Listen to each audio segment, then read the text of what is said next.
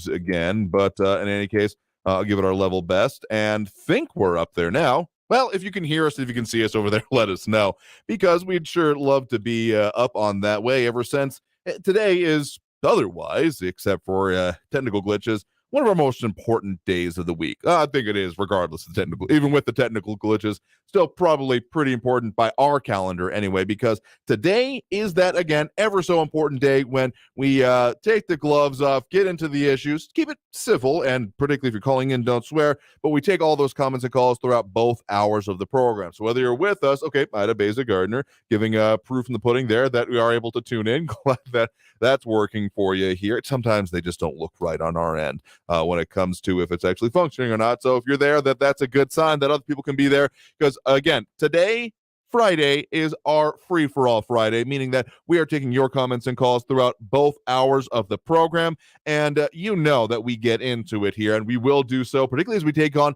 any and all subjects today. All comers, all subjects, all the things you want to bring up here, because even with 2 hours a day, there's never enough time to get all the issues, even beyond just the ones locally. And trust me, there's plenty more local that we're going to be mentioning here as well. Point is that if you've got a burning comment or question, if it's a different kind of burning, see your doctor about it. But in any case, we are able here to talk about that, take that on. Again, just if you're going to call in, as we have some doing already, keep it clean, as Edgar Ortiz is also on board with us, because don't want to have to dump the call. In any case, so comments over on the social media, Facebook, YouTube, Twitter, and Twitch, either under Talk El Paso or Andrew J. Polk, depending on the platform that you're on. And we should be up on just about all of those here at this point in time. And again, that phone line open throughout both hours as well, 915-544-5876, 915-544-KTSM. Just to put out one point there before we get into the rest of it here, a notable tweet. And I usually don't focus too much on individual tweets here, but this one warrants it in my mind, that early this morning, while investigating a crash involving a DWI driver, another DWI driver crashed into one of the me adding El Paso police patrol cars at the scene. That's 5 police cars out of commission within a week. A fully equipped patrol car runs about $70,000. And no, this is not just a lot of mishappenstance going on with maintenance issues. No, they've further clarified, and particularly over with our news partners there at KFOX 14 Police, 5 alleged DWI drivers wreck into El Paso police vehicles. Speaking with El Paso Police Sergeant Robert Gomez, saying, quote, "It's happening because there's a high number of people drinking and driving."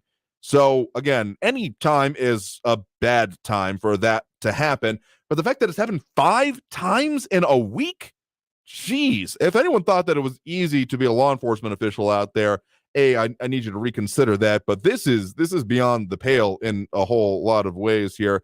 And so they're going to be featuring that here on KFOX 14 News at 5 and 9. So shooting it with our news partners there, as well as on CBS 4. So that's reaching epidemic levels, I got to say here. 5 times in a week. Like, sure, I am sure we've all seen some of those crazy internet videos of, a traffic stop on the side of the road and someone else plows into them. Usually there's, I'm not going to call it a good reason, but like a reasonable reason, like bad conditions. Their brakes went out or something like that. But it being 5 times drunk drivers, I mean, how many more does that mean that there have been that just haven't managed to plow into a police car in the time here? Like, seriously, that's concerning. But let's get back to those phone lines here. Al George, not sure if he's referring to either the cost to deal with those or just in general saying, holy tax increases, Batman. Nah, I'm not going to try to do a Robin voice impersonation here, but I think you get the idea. So, yeah, a lot of concerning stuff in the region here, and even beyond. We've got some things going on with immigration and such, like that's ever going away. But let's get to those phone lines, as I keep teasing about. Again, the number to call in if you want to get on the line that way is 915-544-5876, 915-544-KTSM. You're live with Talk El Paso. Who's this? This is Jerry on the west side. Hey there, Jerry. What's on your mind? How you doing, Andrew? Doing just fine. Appreciate it here. Happy to be inside and off the roads in any case. Well, I'm going to address the elephant in the room right away. Mm-hmm. This records whatever thing for the Mar-a-Lago raid that the FBI did, mm-hmm. and the disclosure of it, the opening of the records, or whatever they call it. The affidavit? Okay. Go ahead. Sure. I think referring to the affidavit there. Yes, sir. Okay. Yes, sir. So I'm looking at the National Archives Records Administration, the NRA, and the summary for the Presidential and Federal Records Act Amendment of 2014. Mhm. Now, from what I heard on the news, they were stating 2018, but I have not been able to find anything concerning 2018, any changes. Okay. So this is the latest that I got. We are revising this regulation to reflect changes instituted by the Presidential Federal Records Act Amendment of 2014. These amendments are, in part, add new requirements to the Presidential Record Act, the PRA, which went into effect in 2014. The changes to this regulation make clear that when we maintain electronic presidential records on behalf of the president before the president terms of office expires, the president retains the exclusive control of the records. In addition, the proposed changes establish procedures that will follow to notify an incumbent president and former president when we propose to disclose presidential records to the public, Congress, the courts, or other incumbent presidents under the previous provisions of the PRA allowing for access to presidential records otherwise subject to restrictions. We began the regulatory revision process in response to the 2014 amendment to reduce confusion about access to presidential records in light of the recent changes in the law. So basically, that summary states that the president maintains those records. So he has a place to put them. Now, in February, the National Archives went to President Trump and asked to see those records and where he was storing them. And he allowed them. And they took something like 15 boxes. Okay. Then they came back and they said, you need to secure these in a secure location and provide a padlock on your door, basically. And Mar-a-Lago is also protected by the security Secret Service. So there's a dual security system there. Now, when they went in with the FBI, President Trump had already been working with the Federal Records Act, Presidential Records, the National Records Administration, to make sure that they had the correct records. When they went and got the warrant to search his residence, they skipped a step in legal course. They did not subpoena the records, which was the step before you go in and do a raid, a search of the residence. So when they did that, they actually skipped the step normally that would be offered to anybody else that isn't named Trump. So I'm just going to bring that out for audience to read and look at. Absolutely. Now, go ahead. If there is an update for the 2018 that I have not seen, I tried to look it up. I spent 3 hours trying to look it up. Found nothing. Now that doesn't mean that the algorithms out there from Google or whoever are not hiding it on page 3,356, and I can't get past page 90. So anyway, I'm just going to bring that up to clarify a few things before the elephant stands up in the room.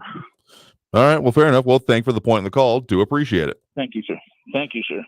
All right. I'm not going to pretend. Again, there are many, many things that I am not here. Among other of them, definitely not an attorney. Nothing I do constitutes legal advice, financial advice, life advice, maybe. Yeah, that's debatable. But the legal categories, definitely don't qualify there. And I do not have much experience with subpoenas, those kind of things outside of the ridiculousness you see in movies here, which of course does not bear much more than a resemblance at best of reality here. So I'm not going to pretend that I'm going to be able to comment directly on that. I know others have been saying on that, but I will say when it comes to, I have some, not anywhere near this level of experience in maintaining records. Some of the work I've done in the past was never on secret documents, but of a restricted nature. They certainly were PII, personally identifiable information, is a phrase that I had to very much study and deal with here. And some of the regulations I was under and maintenance of those and the work I was doing at the time and doing federal background investigations was that they had to be behind 2 locked areas and there could be nothing left out.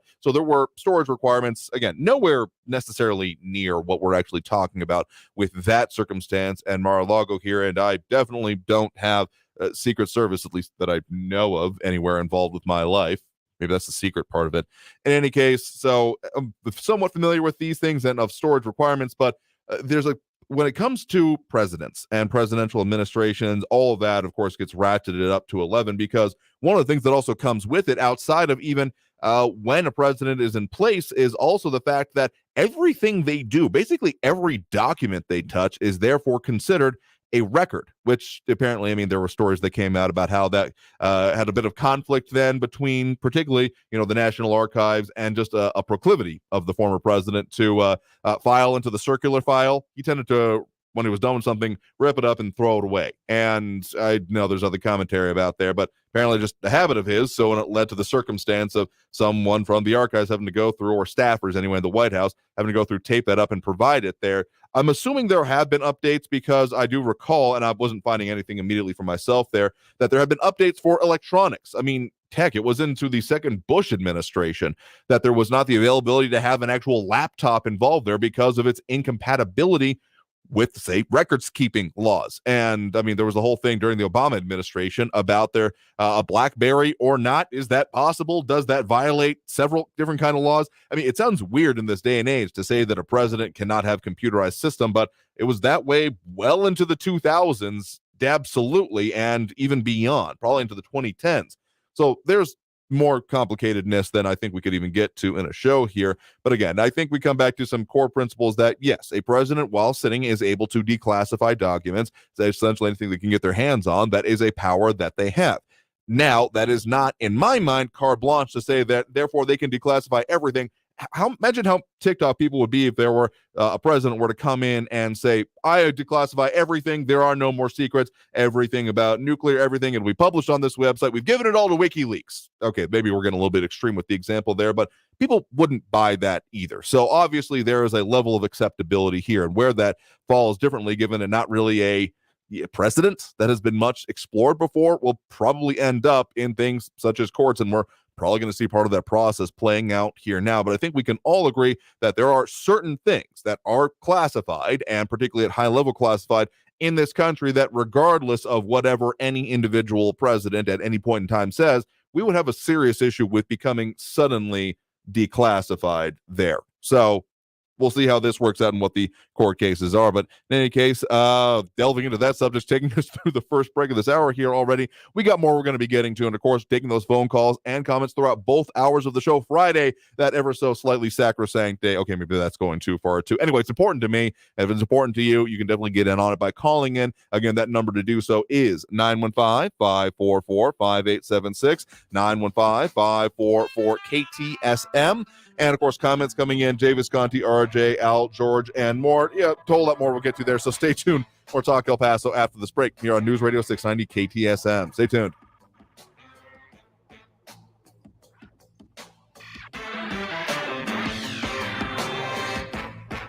Traffic all day. News Radio 690. An earlier crash West Talbot Avenue west of the 10 at Spurs 16 is still slowing traffic there. Artcraft eastbound between Upper Valley and the 10 is slow, stop and go with 5-minute delays. The I-10 eastbound is slow also with 7-minute delays, Piedras to Trowbridge Drive. And an accident reported Montwood Drive eastbound at McRae Boulevard. Kerry Edwards, El Paso traffic. This report is sponsored by the Ben Ferguson Podcast. Coming up on the Ben Ferguson Podcast, you may be a domestic terrorist and not even know it, all because you question the integrity of the Department of Justice and the FBI. That's now what they're calling you, a domestic terrorist. Why? I'll explain it. Download the Ben Ferguson Podcast now. Dragons are coming. Step back into the world of Game of Thrones with the new HBO original series, House of the Dragon, now streaming on HBO Max. Each week, return to Westeros for the inside scoop with the official Game of Thrones podcast, House of the Dragon. Dreams didn't make us kings. Dragons did.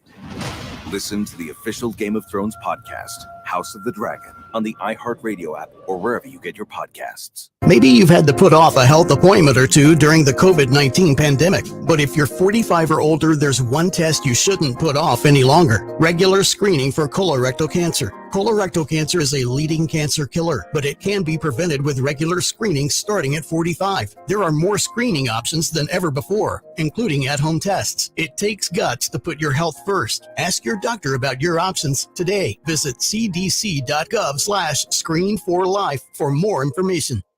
At One Day University, we feature hundreds of top-rated professors from Stanford, Harvard, Michigan, Texas, UCLA, and other schools across the world to explore history, music, politics, art, science, and much more. Every Wednesday, our weekly scholar newsletter includes short video clips of our most notable professors discussing fascinating topics, plus special reports and intriguing debates. Sign up for free at onedayu.com. That's ONEDAYU.com.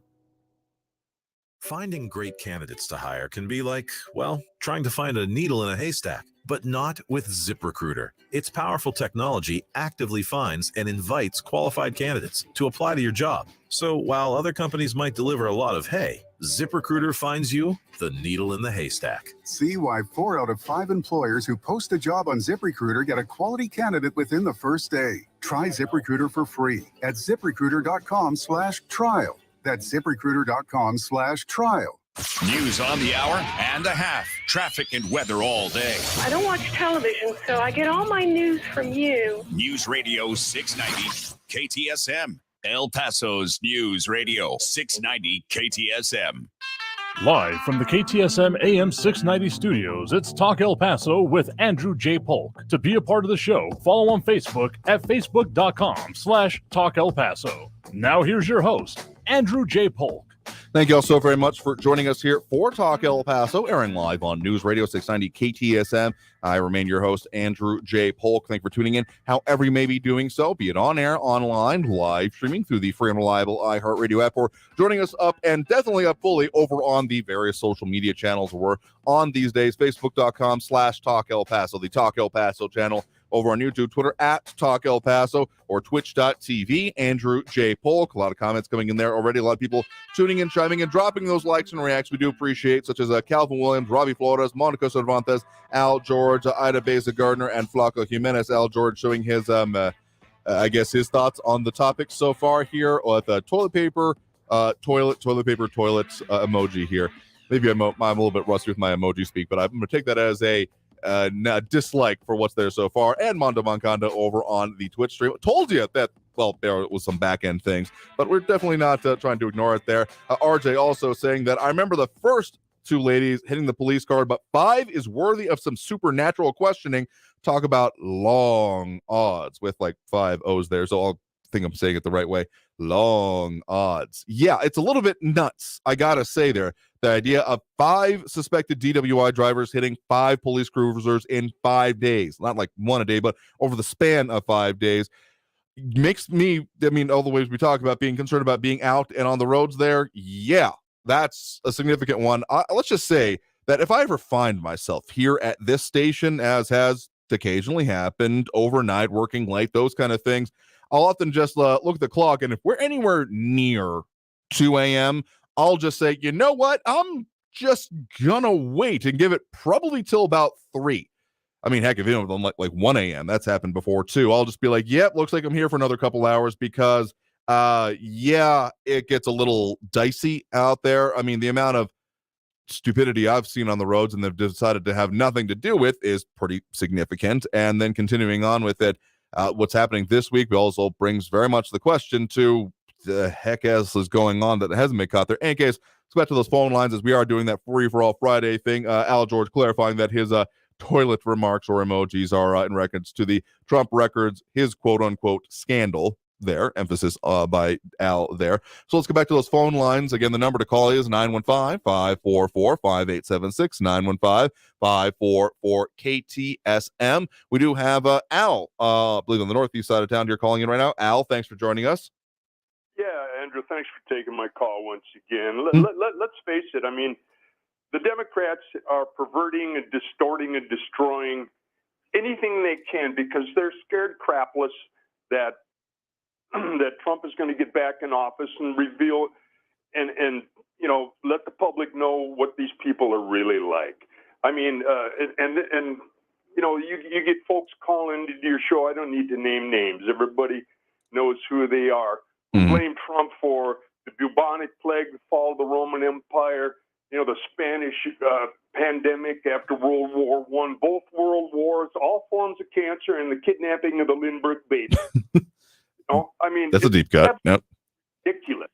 I mean, they've been harassing this man who, let's remember, the guy gave up his fortune for his country, not like the Bidens who gave up their country for a fortune. I mean, they're the exact opposite. Why don't they vet and look into Clinton? Well, the Clinton Foundation had to close down because of their illegalities. We've got two sets of laws in this country. One for the liberals and the Democrats, and let's remember not to call them democratic because they're the furthest thing from being democratic.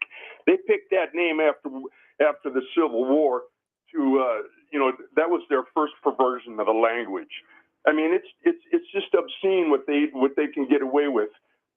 The documentation that they had against Hillary, or about Hillary, I should say, should have put her into the federal penitentiary for the rest of her life. I mean, they had over 100 documents that were top secret, and 36,000 emails that she destroyed, which had been subpoenaed. Going back to the previous caller talking about the steps that they need to take, they're perverting all of our Justice Department institutions and everything because they are, like I say, totally crapless, thinking that he's going to get back into office. And he will. It's because Americans are waking up.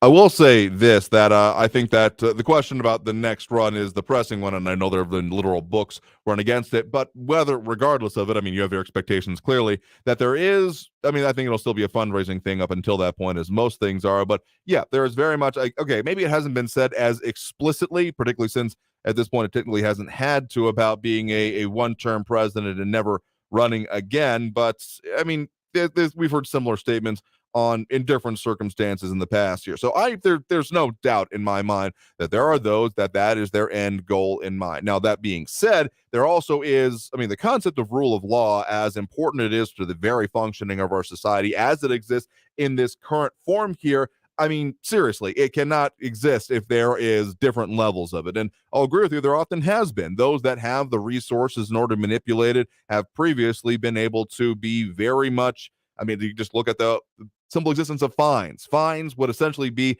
defined as a way that those with the money, it doesn't essentially apply to them. And when we start looking at political consequences of it, yeah, I get very deeply uncomfortable anytime we start talking about political consequences or consequences for former or potential future political opponents. That is some serious, where was I looking at yesterday? Potentially either like the South Congo or Zimbabwe kind of conflicts and some of those elections that have gone on there recently. I mean, seriously, that's more smacking of those areas that do not have the long and rich and previously very important tradition of making sure that we have, peaceful transfer of power so that we won't end up with a civil war every time we do this. I mean, seriously, there is a lot of issues anytime this idea of prosecution of former political opponents come up here, but that does not mean that therefore there can be nothing done to them. Again, what I keep coming back to is the information about this, the releasing of the affidavit is, I mean, as redacted as it is probably not really helpful to anyone. If anything, probably just the black bars will be read more into and nothing will really be settled by it. I kind of feel, at least my initial reading of it so far, but that's why putting things out and being clear about it, as much as ongoing investigation, I'm not surprised that that's the answer we'll continue getting, making things clear about what is happening. And if there is truly something to be said there. I am sure that there will be, regardless of the circumstances, those that would never accept anything against it. But if there is something there and they are not being very forthcoming with it, that's almost as damaging as the other side of it, I got to say. Well, one of the major concerns that I've had throughout this whole thing, for the last 5 or 6 years, is that Democrats have had time to completely corrupt the voting system, and now they've got another 4 years to do it before another national election. You don't think they're working on this night and day? And who's to say we're ever going to have another honest election in this country, especially on the national level? I mean, they've corrupted the educational system. The news and media is, totally it's their propaganda branch. I mean, it's just astounding what's happened in this country because of the greed and power that these people want. We're getting to a lot of deeper issues there as well, even beyond some of these initial ones, because the willingness to stay in power and how willing they are to do anything to do that has been, I really am charging most of the issues, like seriously, most of the issues, even the ones you're talking about there, with coming truly from that, because people who want to get something done and understand it's temporary don't tend to act these kind of ways. Those that want to hold on to power regardless of what it takes for them, that's when we start looking at gestures broadly at state of politics and the outcomes of it here today. Well, we just have to look at history. Most empires have fallen from within. And we're looking at the same thing right now. Let's hope that our fellow Americans and their true patriots step forward and stop this. Thanks, Andrew. Yeah. Y'all out there, all of you real Americans, have a great weekend. Stay safe. You as well. Thank you for the point in the call. Hope you have a good one there. I mean, let's just say that, people being involved and actually taking part in it. I know that there are some out there that think that any calls to being involved ends up being a little bit more fraught than is intended.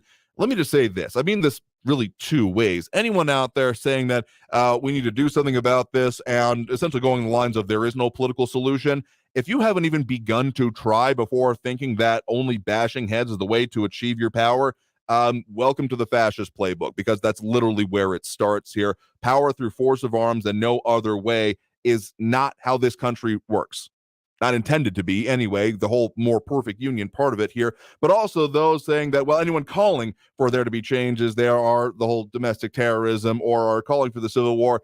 That's just as much saying that you don't think they have a place to be involved either. I take much umbrage with, frankly, a lot of the extremes in this conversation, but particularly when it comes to that, those that only see the violence as either the intention or the solution are 100% wrong and pretty much always will be in my book here. RJ putting it pretty concisely here as well on the main issue there, the initial part of Al's call, that Mar-a-Lago may have been a big miscalculation on the FBI and Garland, Democrat-run DOJ, rather. They may have ensured Trump's path back to the White House. Again, that's one of those time will tell kind of situations. But yeah, I have a full expectation that the calculation has continued to change. It never stays the same week to week, but in any case, okay, we're getting deep into calls here, and we'll keep doing that here. We got more calls in the line, and we'll keep getting to those, so we got to take that next break right now. Coming out of this break, more of your calls, more of the commentary, more of everything we do on a Friday, which is taking all of those comments and calls we can squeeze in. So putting that press back to work, getting more squeezed in after this break here again. That phone number, if you want to try to squeeze in there, full up at the moment, but that number is 915-544-5876, 544 KTSM. Back after this break with more Talk El Paso here on News Radio 690 KTSM. Stay tuned.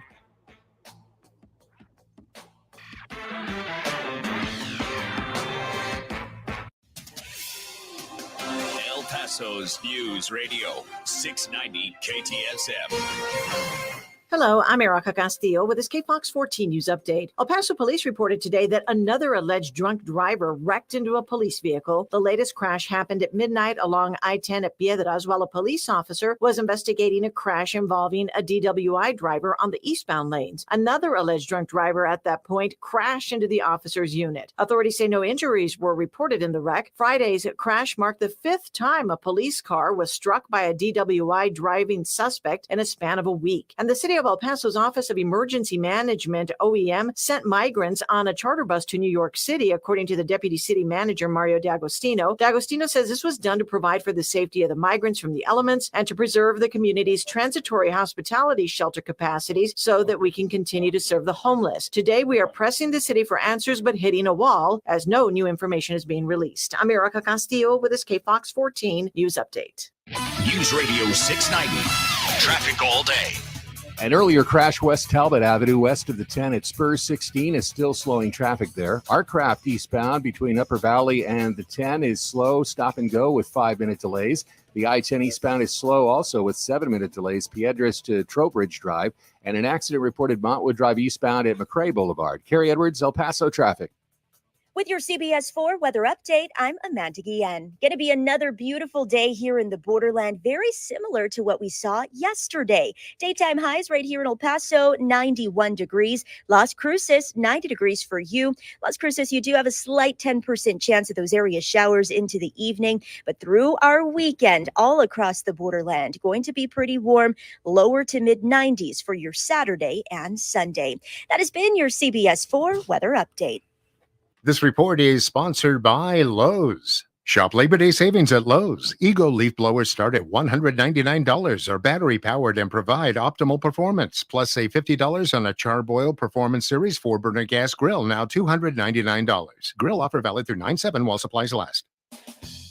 The job market is competitive right now, so you need to be competitive to attract top talent. If you're trying to fill open positions at your business, iHeartMedia is here to help. Use radio and digital targeting to find fresh, passive candidates currently in the workforce. These candidates are listening right now, looking for new opportunities. Together, we can let the community know you're hiring. Visit iHeartAdvertising.com. That's iHeartAdvertising.com. Attend the Las Cruces Gun Show this weekend, August 27th and 28th at Las Cruces Convention Center, 680 East University Avenue, Las Cruces. See dealers selling the finest in modern guns, antique guns, custom knives, ammo, scopes, reloading supplies, and much more. Buy, sell, and trade at the Las Cruces Gun Show this weekend, August 27th and 28th at Las Cruces Convention Center, 680 East University Avenue, Las Cruces, New Mexico. Get $2 off admission. Go to azgunradio.com. Parking is free. Talk El Paso, bringing you the biggest stories from the borderland and beyond, 4 to 6 p.m. every weekday, brought to you in part by Sergio Lewis Body Shop. Call the pros at 915-593-0191. That's Talk El Paso, Monday through Friday at 4, right here on News Radio 690 KTSM. What does Monica Crowley think about the FBI raiding Trump? We're going to get Monica Crowley's take on The Truth with Lisa Booth, and make sure to listen to Truth with Lisa Booth every Monday and Thursday and throughout the week on the iHeartRadio app, Spotify, Apple Podcasts, or wherever you get your podcasts. This report is sponsored by the Truth with Lisa Booth podcast. There won't be much substance on your news feed until you add us. Just like us or click on the link at KTSMradio.com. News Radio 690 KTSM. Live from the KTSM AM 690 studios, it's Talk El Paso with Andrew J. Polk. To be a part of the show, call 915-544-KTSM or follow on Facebook at facebook.com/Talk El Paso. Now here's your host, Andrew J. Polk. Thank you all so very much for joining us here for Talk El Paso, airing live on News Radio 690 KTSM. I'm your host, Andrew J. Polk. Thank you for tuning in however you may be doing so, be it on air, online, live streaming through the free and reliable iHeartRadio app, or joining us over on the various social media pages we're up on these days, facebook.com/Talk El Paso, the Talk El Paso channel over on YouTube, Twitter at Talk El Paso, or twitch.tv, Andrew J. Polk. A lot of comments coming in through, well, pretty much all of those here, including Steve Ivy, Kathy Codry, Barbara Carrasco, Ione Graham, John Brazelton, RJ, Mando Moncada, Maria Coleman, Al George, if I'm missing anyone, Dave Visconti a little bit earlier, concerned about the Adolf-style abuse of power against a future president. Taking his own, extrapolating situations there. Not sure if I'll agree with all of it here, but again, I have a level of concern that comes with some of the actions and some of the parts of it here. But again, I'll also Edgar Ortiz a little bit earlier here and dropping those likes and reacts. But we do appreciate Ion Graham, Calvin Williams, Robbie Flores, Monica Cervantes, Al George, Ida Beza Gardner, and Flaco Jimenez. Steve Ivey asking specifically major police action between Clinton Fabins, game and fish wardens, DPS, El Paso Sheriff's Office, and constables rolling towards Clint. Y'all hear anything about that? Who's got a scanner? And then that was my initial thought here, saying Steve Ivey following up, saying probably another ditch and U.S. Border Patrol and Homeland Security investigations on the scene. That would absolutely be, that would be my expectations, probably what's going on there. Though I'll tell you a little secret about scanners this way. They're actually not that really useful anymore. I mean, sometimes, particularly in the outskirts of the county where other like data signal probably isn't the best, or cell signal in any case, they're probably effective. But back when I was still in TV, we used to have banks of scanners, and it was interesting. Even over the not quite half a decade that I was there, they got quieter and quieter because just confluencing with other topics we're talking about today.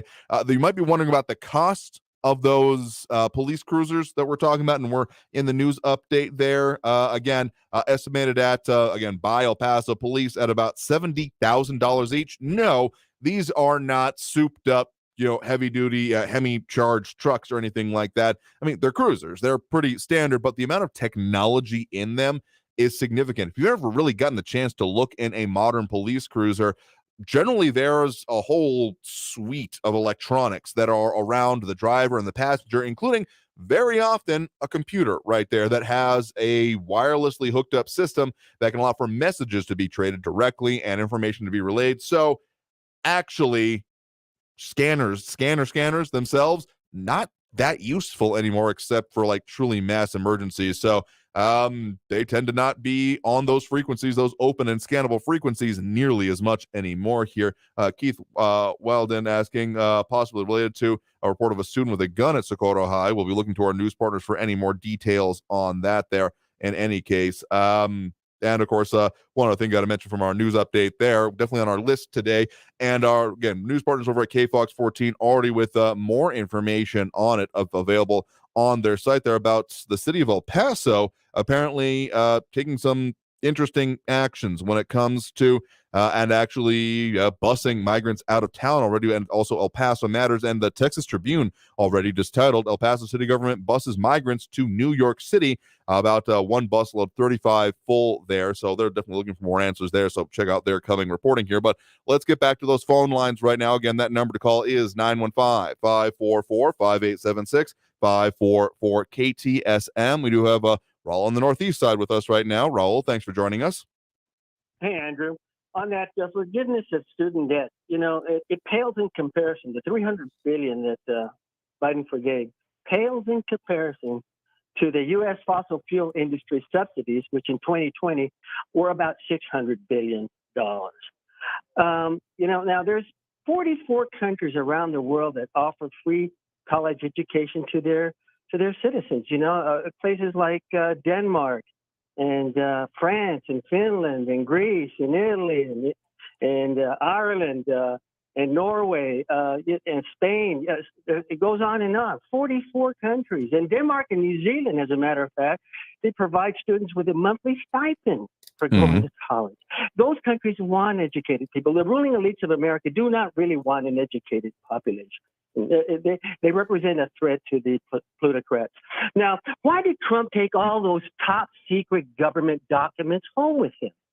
They're not his to take, especially when he was told by the White House attorneys that doing so would be a crime. Now, Trump's actions have endangered the nation's security for his selfish and pecuniary interests. Now, Trump is also accused of shredding government documents and flushing them down the toilet. Donald Trump is a proven thief. He ripped El Pasoans off for $600,000 in unpaid rally security costs. And he's done that same scam to 8 other cities. He was sued by thousands of his contractors for unpaid work, and he ripped off the students at his fake university. So this guy is a proven thief and liar. As to the right's criticism of the military sloppy pullout of Afghanistan, T-Rump had scheduled our troops to pull out of there sooner than Biden had them pulling out. And Cadet Bone Spur's bunker buffoon was commander-in-chief of chaos for 4 years. He said he knew more than the generals. Why didn't he win the war in the 4 years that he was the president of the United States? You know, they don't train West Pointers on how to pull out cleanly from a losing war. Remember the fall of Saigon in Vietnam? Maybe Trump was too busy playing golf, which he did for a quarter of his presidency, spending $144 million of taxpayers' dollars. Maybe he was too busy spending 2 hours every morning having his makeup put on and his hair done instead of listening to the presidential daily briefing report. What a macho man, that orange oaf. Maybe he was too busy tweeting attacks on our allies, attacks on his fellow Republican leaders, attacks on the judiciary and judges, attacks on the free press, like dictators do, attacks that got some of these people's death threats from Trump's terrorists.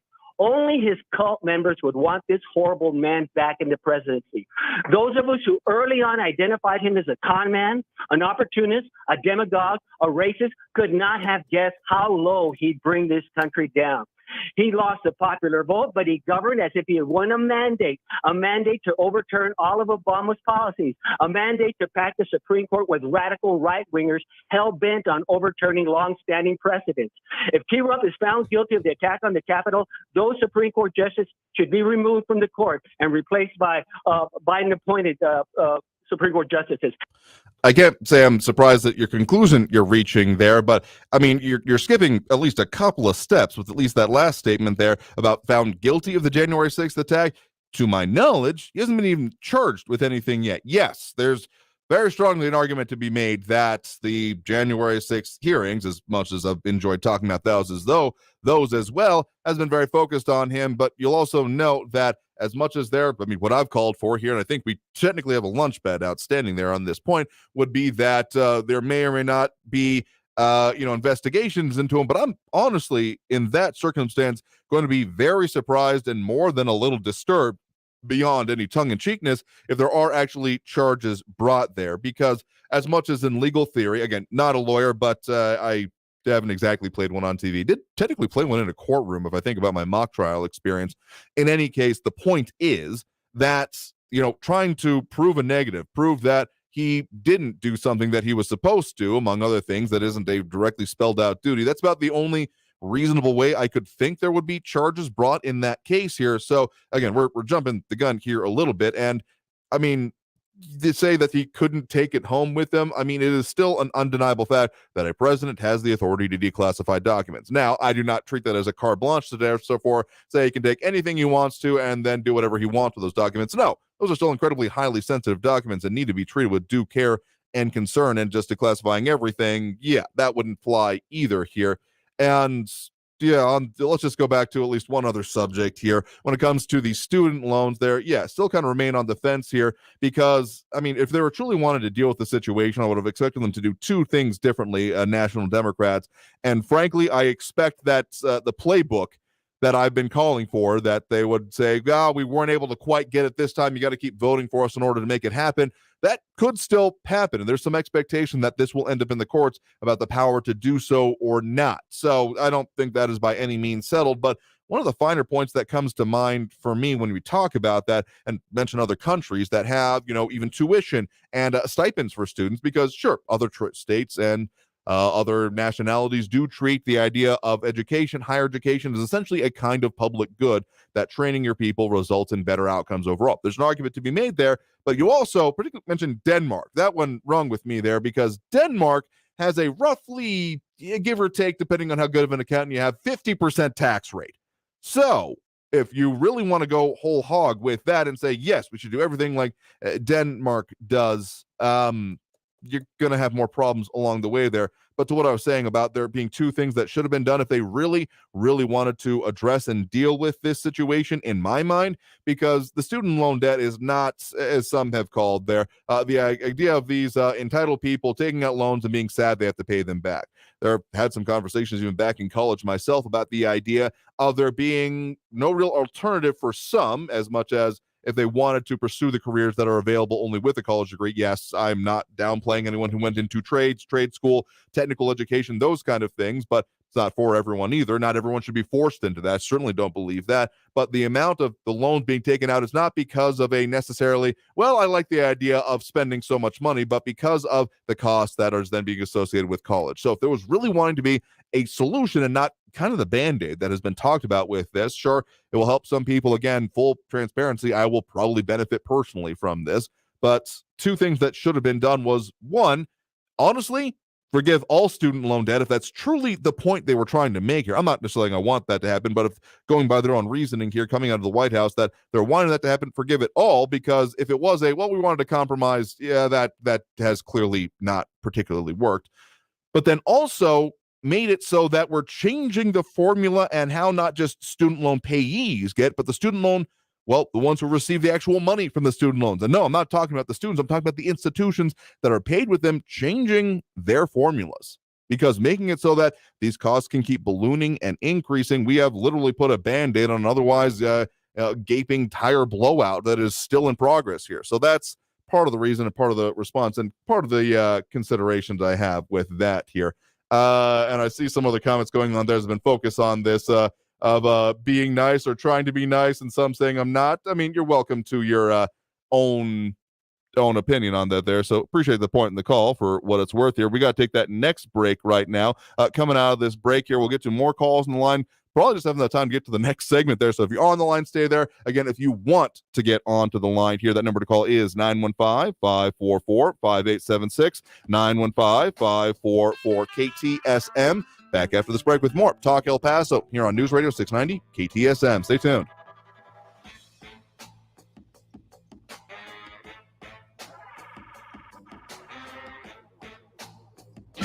Traffic all day. News Radio 690. I-10 westbound at Trowbridge Drive exit. There's an accident there with multi-vehicles involved, blocking the left shoulder.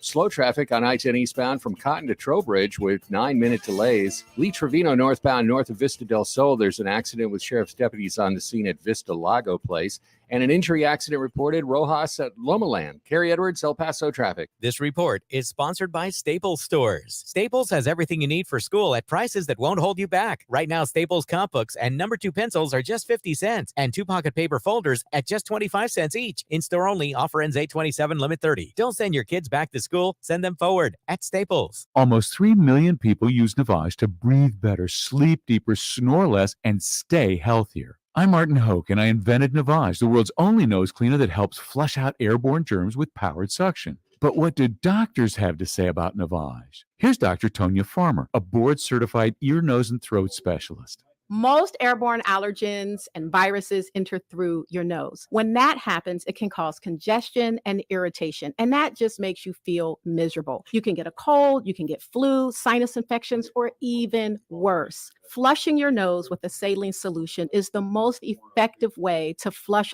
all of those dangerous threats out of your nose. So now when patients come in my office, I tell them I highly recommend that you use Navage on a daily basis for overall good health and wellness. And Navage is all natural and drug-free at Navage.com, Walmart, Walgreens, CVS, Rite Aid, Bed Bath, and Target. Navage, Navage, clean nose, healthy life. Hey El Paso, Ivan Ochoa, General Manager of Sunland Park Chrysler, Dodge, Jeep, Ram, Fiat. Once again, we were El Paso's #1 dealer in new Chrysler, Dodge, Jeep, and Ram sales in July. Thank you, El Paso and surrounding areas. How did you do that again? We have the best inventory and the best prices in town with exceptional trade-in values. You heard the boss. Get big savings on every new and certified pre-owned vehicle in our huge inventory. Save thousands in interest with 0% APR for 72 months on new 2022 Dodge Chargers and Challengers. Plus, huge savings and super low 2.9% APR for 72 months on 2022 Ram trucks. All military personnel and all first responders receive an additional discount. Thank you for your service. Trade and upgrade for less during the Make This a Summer event at Sunland Park Chrysler, Dodge, Jeep, Ram, Fiat. Where buying a car is fun at I-10 at Sunland Park Drive or online at sunlandparkdodge.com. Estamos en tu esquina El Paso strong. Includes factory rebate and dealer discount plus TTNL. 0 APR is $13.89 and 2.9% APR is $15.15 per thousand finance on select vehicles with approved credit. Offers not combined. While many, if not all of us, know about the Gettysburg Address, most of us don't know about the Cooper Union Address, the speech that made Abraham Lincoln president. Be sure to listen to this week's edition of Our American Stories on the iHeartRadio app, on Apple Podcasts, or wherever you get your podcasts. m1ep.com. Superior multifamily property management services citywide. News Radio 690 KTSM El Paso. Live from the KTSM AM 690 studios, it's Talk El Paso with Andrew J. Polk. To be a part of the show, call 915-544-KTSM or follow on Facebook at facebook.com/Talk El Paso. Now here's your host, Andrew J. Polk. Thank you all so very much for joining us here for Talk El Paso, airing live on News Radio 690 KTSM. I'm your host, Andrew J. Polk. A lot of commentary coming in here, but we're short timing it here this segment, and some commenting about what they do at certain points during the show here. Let me just say, I'm not here to force anyone to listen to anything, particularly if they don't want to, but what I am here for, and we will continue to do so as long as I'm running this show anyway, we'll be focusing on all the commentary, all the things coming in, affecting us both here in the borderland, as we do most of the week, but also taking on all the comments. I don't just mean all the comments that I like, all the comments that I agree with, but all of them that take the time to get on the line here. I mean, the comments, particularly on social media, tend to going faster than I can keep a handle on, but particularly with the phone calls, the reason we do that is because I firmly believe that the idea of only listening to what you want to and only listening what you agree with has not been a good value that our society has benefited from in this modern era, because the idea of public debate in the public sphere means you're probably going to be a subject to things that you disagree with or don't even like. But the ability to say why it's wrong, as opposed to just, well, I don't want to listen to that, get rid of it. Again, I think that's a lost art, frankly. And I think that us not being able to do that in daily life has stymied a lot of distraction here. Okay, so Sean Gardner saying that he does have some of the technology to listen to other ones. I was talking more about our newsroom tech here. So if you've got the right kind of scanner for everything else locally, I will fully expect I don't have quite your level of tech there. But also just getting some reports both from friends in the area and from our news partners at KFOX 14 that yes, there is reports of an active shooter out there, or not an active shooter, but a suspect with a gun. Let's be very technical and correct with these terminology I'm using here, including Estefania Seifert with our news partners there at KFOX 14, Socorro High School evacuating after reports of a student with a gun, according to Texas DPS. So again, make this very clear, Socorro High School under levels of lockdown after a report of a subject with a gun, according to Texas state troopers. So we'll be keeping our eye on that here. And at least people that I know in the area, hopefully staying safe there. So in any case here, let's we're already overdue for that next break right now. So if you're on the line, stay there. If you want to get on the line, that number to do so, if you want to squeeze on, is 915-544-5876, 915-544-KTSM. Back after this break with more Talk El Paso here on News Radio 690 KTSM. Stay tuned.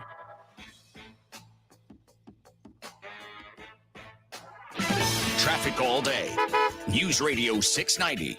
I-10 westbound at Trowbridge Drive exit. There's an accident there with multi-vehicles involved, blocking the left shoulder. Slow traffic on I-10 eastbound from Cotton to Trowbridge with 9-minute delays. Lee Trevino northbound north of Vista del Sol. There's an accident with sheriff's deputies on the scene at Vista Lago Place. And an injury accident reported Rojas at Lomaland. Carrie Edwards, El Paso traffic. The El Paso Community Foundation supports the causes you feel passionate about here in the borderland, whether it's education, social services, arts and culture, the environment, health, or economic development. The El Paso Community Foundation has been promoting philanthropy and progress in our hometown region for more than 45 years. Make your mark with us. Start a fund today for good, for El Paso, forever. Learn more at epcf.org. That's epcf.org. Help the planet with a tip from iHeartRadio Earth. If you've enjoyed our incredible public lands throughout the country this summer, show some love for these spaces and participate in a volunteer cleanup event on National Public Lands Day in your area. National Public Lands Day is the nation's largest single-day volunteer event for public lands and is on September 24th. Learn more and News find on an the event hour near you and at a half. newsusa.org. Traffic and weather all day. NPLD. News Radio 690 is KTSM AM El Paso, an iHeart radio station. NBC News Radio, I'm Brian Shook. The Dow Jones Industrial Average dropped over 1,000 points at the closing bell today. This came after Federal Reserve Chairman Jerome Powell warned that bringing down inflation will be painful. That led investors to fear more aggressive rate hikes. The Dow lost 1,008 points to 32,283. It's not clear if former President Trump is the focus of a criminal investigation with the Department of Justice. The redacted affidavit used to justify the FBI search of Trump's home earlier this month has been released. The DOJ says former President Trump had several top secret documents stored at his Florida home and had turned them over, but the National Archives suspected he still had more. The head of Homeland Security is back in Washington, D.C. after yet another trip to the border where he met with the rank and file. Art Del Cueto with the Border Patrol Union says the administration continues to avoid taking responsibility for a spike in illegal immigration. They've created this magnet and they need to do something about it, regardless of who goes down to the border or not. He joined other Texas officials who want the president or the vice president to make a tour of the border. Moderna is suing Pfizer and BioNTech over alleged patent infringement. Sarah Lee Kessler has more. Moderna claims it's being ripped off by Pfizer, the New York pharmaceutical giant, and BioNTech, Pfizer's German partner. The suit involves the two companies making their COVID-19 vaccine by copying Moderna's patent-protected mRNA technology. Today, both Pfizer and Moderna are manufacturing two of the most widely used mRNA vaccines in use around the world to protect against COVID. A body found in Connecticut is confirmed to be that of former Jeffrey Epstein business associate Stephen Hoffenberg. You're listening to the latest from NBC News Radio. Rangers at Mount Rainier National Park say they found a climber's body after a fall. The National Park Service says the climber was identified as a 52-year-old Canadian man. Witnesses reported Monday seeing a climber take a substantial fall descending the Washington State Mountains Disappointment Cleaver route. The second of 6 public hearings about bringing congestion pricing to New York City is scheduled for Saturday, after the first hearing Thursday went into the middle of the night. Jennifer Pulsoni reports. An earful during the first public hearing, some 400 people speaking out at a meeting that went past midnight. Those for the people who remain in private vehicles should pay their fair share. Those against. For you guys to tell me there's going to be $23 every day that I need to take my car out of my driveway is outrageous. The MTA says the plan could bring in $15 billion to upgrade and improve mass transit. Drivers could be charged as much as $23 to enter the zone. Art programs across the Peach State are getting a financial boost. Liz Kennedy has more. The Georgia Council for the Arts is giving more than $3 million to support organizations throughout 48 counties. That's an extra $1 million more than officials awarded last year. The Georgia Department of Economic Development says the state's art industry employs tens of thousands of people while also contributing to the state's vitality. More grants are expected to go out this fall. The sequel to the 1983 holiday classic A Christmas Story will be released ahead of the holidays. Deadline reports A Christmas Story Christmas will premiere on HBO Max on Thursday, November 17th. Peter Billingsley is reprising his role as an adult Ralphie, returning to his home on Cleveland Street to bring his kids a magical Christmas. Brian Shook, NBC News Radio. Now, your chance at $1,000 and a trip to our 2022 iHeartRadio Music Festival. Text the nationwide keyword Vegas to 200-200. You'll get a confirmation text and info. Standard data and message rates apply in this nationwide contest. That's Vegas to 200-200.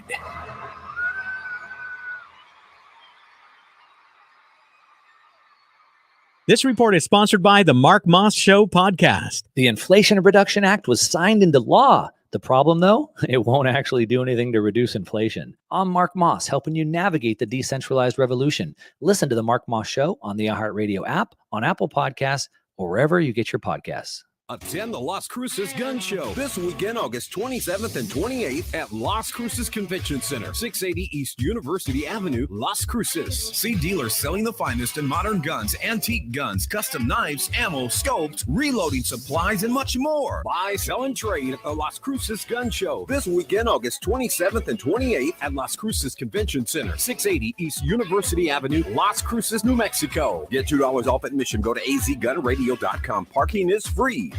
The Stuff They Don't Want You to Know podcast delves into popular culture's most persistent mysteries. Now, there's something else that the guys at Stuff They Don't Want You to Know want you to know.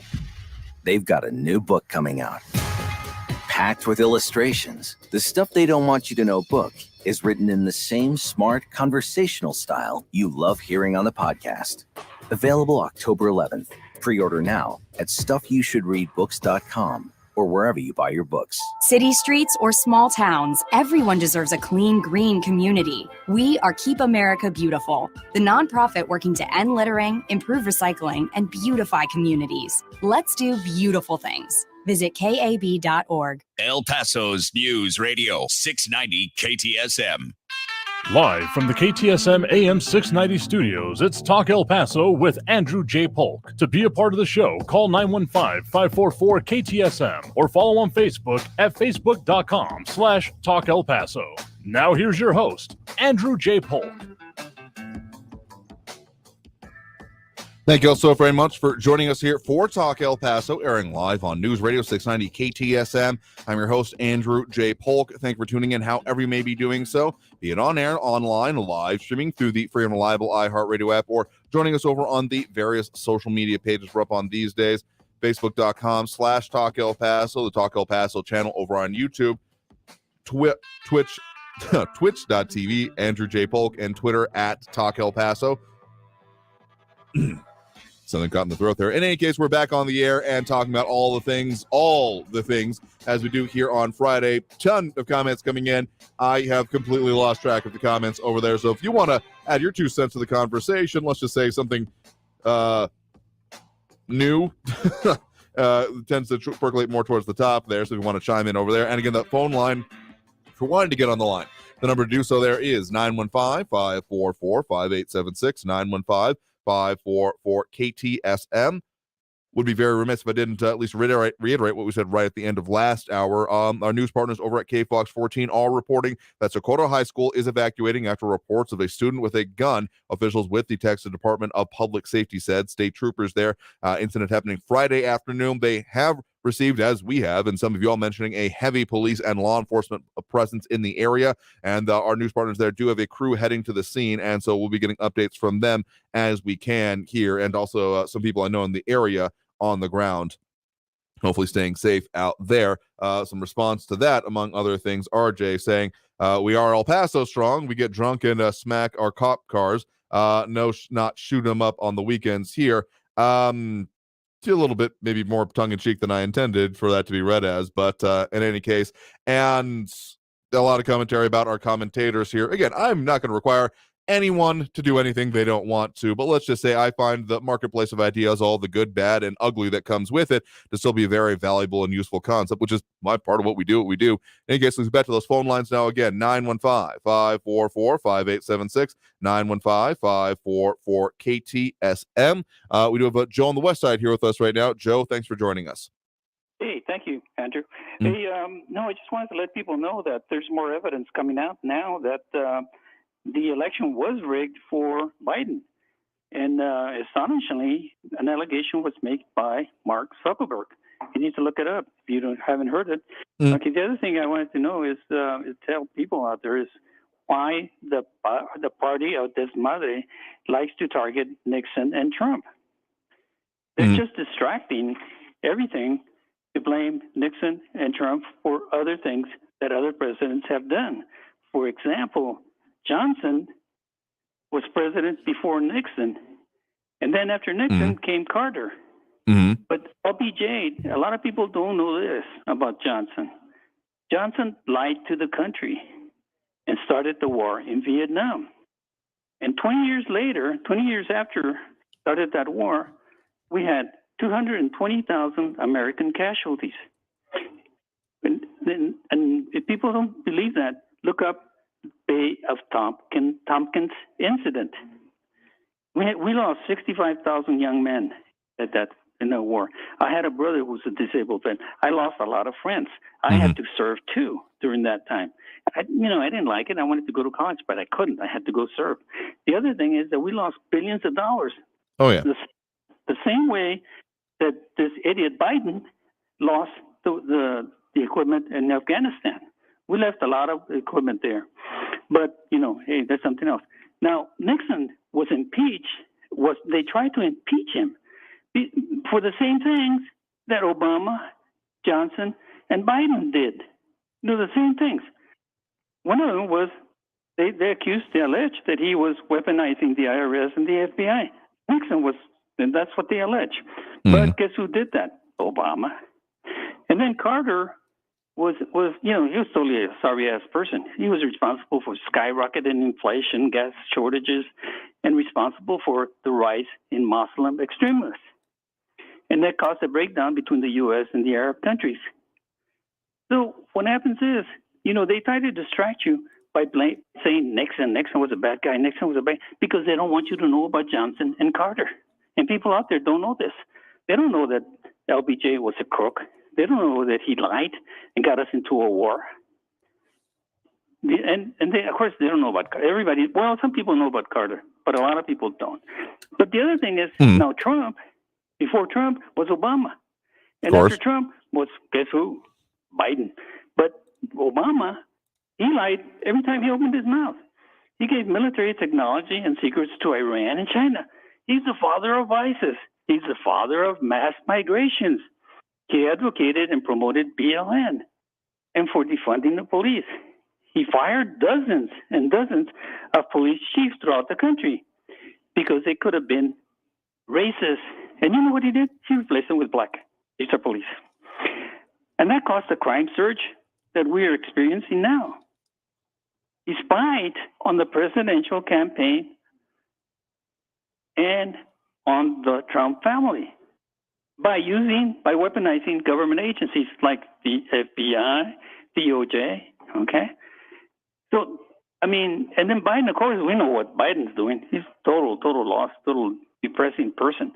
But that's why they keep picking on Nixon and Trump, because they don't want you to know about these other characters that were worse off, that did worse things. Obama's a billionaire. How is he a billionaire? That guy never had a full-time job until he became senator. He was almost in his 50s when he got his first full-time job. But now he's a billionaire because the Democrats are good at it. They're good at stealing elections, and they're good at stealing tax dollars. Thank you.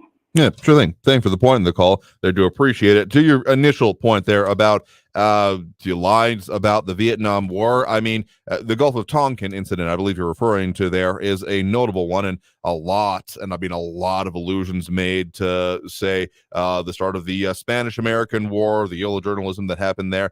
And that one is definitely one I've been aware of for years, very well demonstrated in such movies as The Post, but also just in general, the Pentagon Papers that came out with that. And one of the incredibly key reasons that I find the essential purpose of the third estate, as we talk about the idea of an independent press and media, being in order to keep the government accountable. And knowing people who were in industry and in reporting at that point in time, the difference between the relationships between government and then their, publicist and public publishing counterparts changed significantly in that point. And whether or not that spirit is still alive, I'm sure there's some debate about it out there. But seriously, the ability to keep things accountable is one of the key duties. And anytime that is lost, you're looking at bad things probably coming and probably happening there. And yeah, I'm not going to say that I'm going to be on board with rehabbing Nixon there, because whatever his policies may have been, and he was impeached, though he wasn't removed from office because he resigned ahead of that. And that is, I was corrected, the fourth estate there. Apologies, getting my metaphors mixed up here. In any case, calling it, saying that, well, he wasn't really that bad of a guy. Still, the whole Watergate scandal was its own thing, even if there are maybe illusions of what has happened there. So I'm not going to be totally on board with the rehabbing Nixon train, but I will say that, yes, such as the fall of Iran, the disposition of the Shah of Iran, and the events that happened there with the Carter administration. Let's just say Carter isn't totally, exactly regarded as a very effective president. Anytime we start talking about one terms and previous eras here, usually not that not that effectiveness being discussed there. Someone asking a little bit earlier, was at least one of those presidents a cross-dresser? Again, they're too many damn comments coming in here if you want to see them for yourself over on the social media. But I think you might be thinking of Hoover more than everything, J. Edgar. That's more of a rumor too. Anyway, any case, getting back with those phone lines again, the number to call there is 915-544-5876, 544 KTSM. We do have Barbara on the west side here with us right now. Barbara, thanks for joining us. Thank you for taking my call, Andrew. Mhm. Just a short response to Raul. President Trump had documents in boxes in his basement. He didn't have over 30,000 documents on his private server in his basement, like Hillary did, that they say more than likely got hacked by adversaries. So that's a big differentiation there between papers in the cellar than in the basement than in a private server. Everybody's talking about Mark Zuckerberg and his disclosure that, in fact, they did interfere in the 2020 election. One of the things he tried to do is differentiate between what they did and Twitter did. He said, well, we have to go back to the history to understand why we did it. He said that the FBI, several weeks before the election, went to them and told them that just as we had Russia disinformation in the 2016 election, they expected it in the 2020 election. Well, that right there should have been a red flag to Zuckerberg, because that was a lie. I mean, that's all been disproven, the Russiagate and everything else. But there is an article in the Time magazine dated February 4th of 2021, and it's called The Secret History of the Shadow Campaign That Saved the 2020 Election. These people were so bold that they, couldn't keep it to themselves what they did to prevent President Trump from winning the election. They actually went step by step exactly what they did to accomplish what they wanted and their interference in the election. The only step that I see that they left is the millions of dollars that they donated to or sent to counties with specific restrictions on how they were to use the money.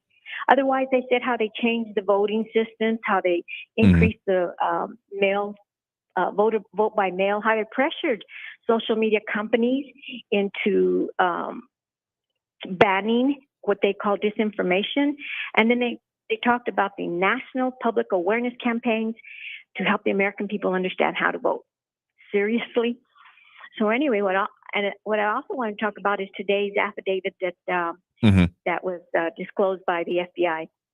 First thing we need to understand is that, and there's another article from the AP stating, FBI unit leading Mar-a-Lago probe earlier ran discredited Trump-Russia investigation.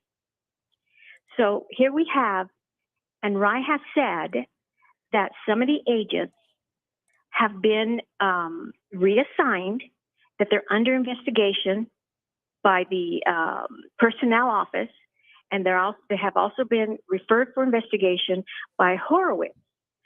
So they asked him, are they still employed? So we have FBI agents who are still employed with the agency who have been under investigation for over 3 years.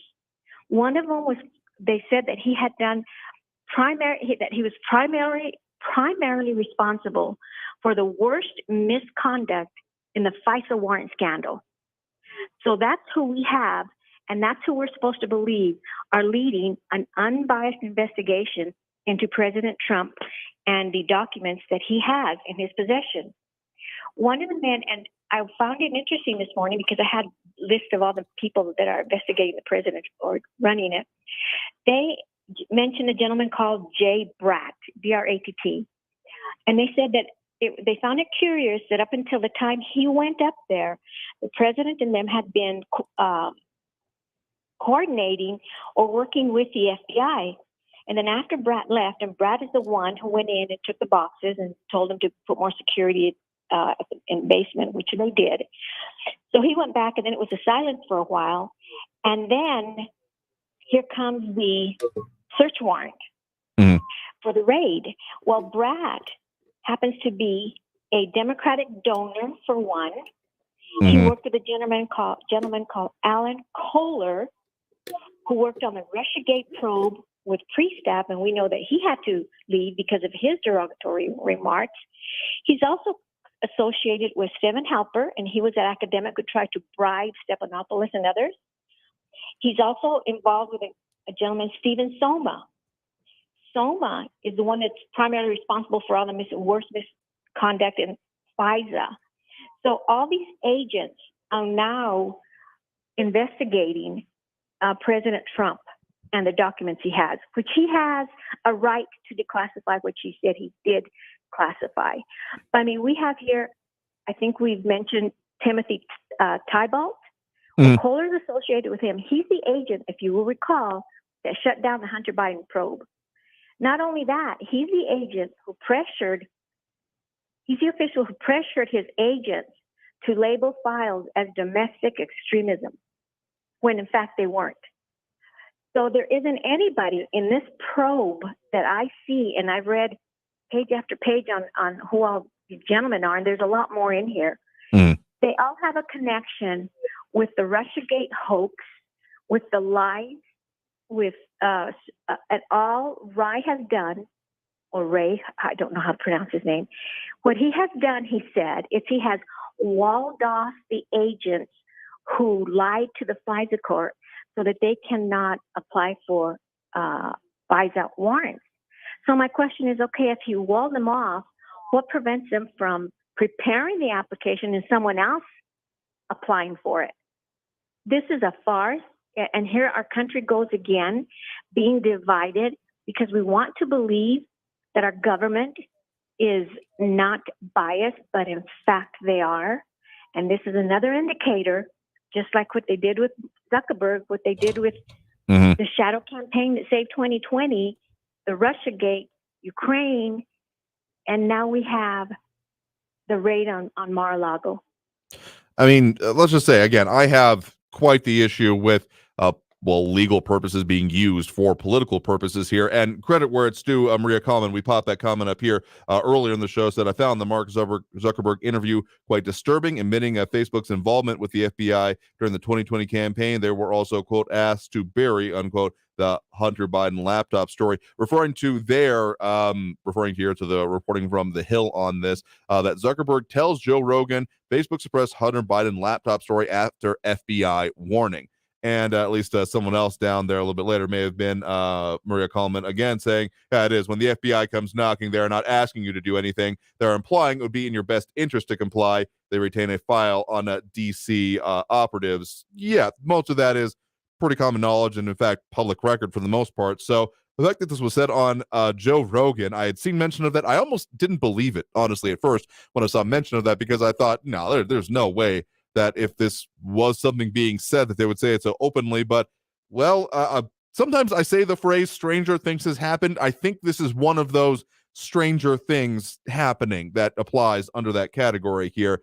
So, again, this is why, among many, many other things, I call for wanting to know the full facts and having it open and available and able to be seen. Your sunlight is a hell of a disinfectant. And when things are allowed to, even for objectively good initial purposes, allowed to fester in the darkness, that weird things at best start happening, and weird could also be put as bad, destructive, malicious, etc. here. So a lot of points that you made there. Appreciate the point in the call. Got to take that next break there, so you have a good one there, Barbara. Do appreciate it. All right, getting to that break. We're getting down to more of the comments here, trying to get back on track with those and the calls. So stay tuned. More Talk El Paso after this break here on News Radio 690 KTSM. Again, that number to call, 915-544-5876, 544 KTSM. Back after this break with more Talk El Paso here on News Radio 690 KTSM. Stay tuned.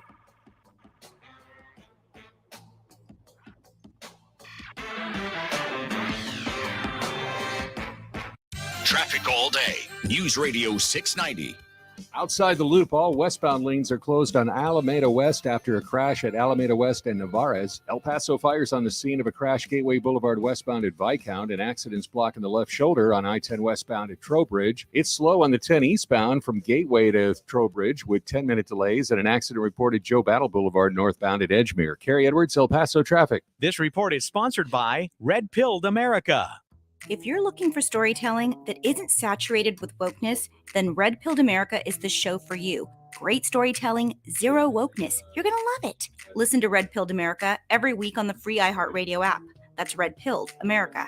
Here at iHeartMedia, we have audio covered. Digital, podcasting, radio, and influencers, all in one place to help your company be heard. Take advantage of all things sound and visit iHeartAdvertising.com or call 844-BUY-RADIO. Radio is effective.